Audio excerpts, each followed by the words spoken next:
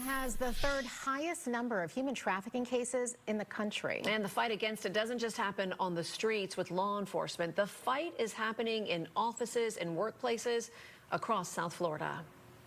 From the Florida Keys to Indian River, just a little bit north of here, they receive up to 200 tips per week. At the law offices of Travis Walker, employees are undergoing a different kind of workplace training. I went to Rural Palm Beach High School, and I had a front row seat to Jeffrey Epstein grooming those girls. They're being taught how to spot the signs of sex trafficking. We're actively involved in litigation, fighting traffickers, sex buyers, people who are profiting off of trafficking. So if we're going to be fighting the fight, we also want to make sure that we're educating our team on the signs and how to help people on a day-to-day basis with trafficking. Walker's office is one of many that has undergone this training presented by Place of Hope, a nonprofit focused on issues impacting children and families. Sextortion is a form of sexual exploitation where that child or teen is threatened, essentially, or blackmailed. Jamie Bonciancio, the Director of Advancement and Communications at Place of Hope, teaches the class. What we're really trying to do is shine a light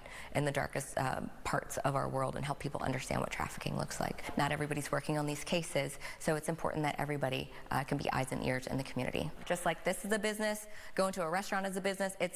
There's a product and a service. There's a buyer, a seller, and the product and service, in this case, is a person. Almost every single time that I've hosted one of these awareness education presentations, I've had somebody come up and say, my daughter went through this, my neighbor went through this, or I know someone. It's very close to people, and I don't know that a lot of people understand just how prevalent it is here. The numbers tell the story.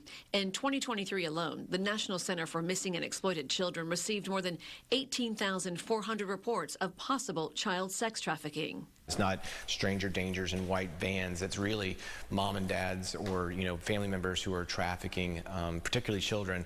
Our landmark flagship case we're working on is a 16-year-old girl on the west coast of Florida who was trafficked by her mom for drugs. What do you want your employees to take away from this?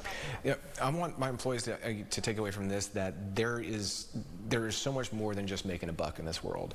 There's an opportunity to really provide good and to do good in this world, not only by the work that we're doing, but also just on a day-to-day to be on the lookout for signs and issues involving trafficking. And the difference between drugs and trafficking is that a drug can only be used one time, while a human can be used multiple times, and even in one day.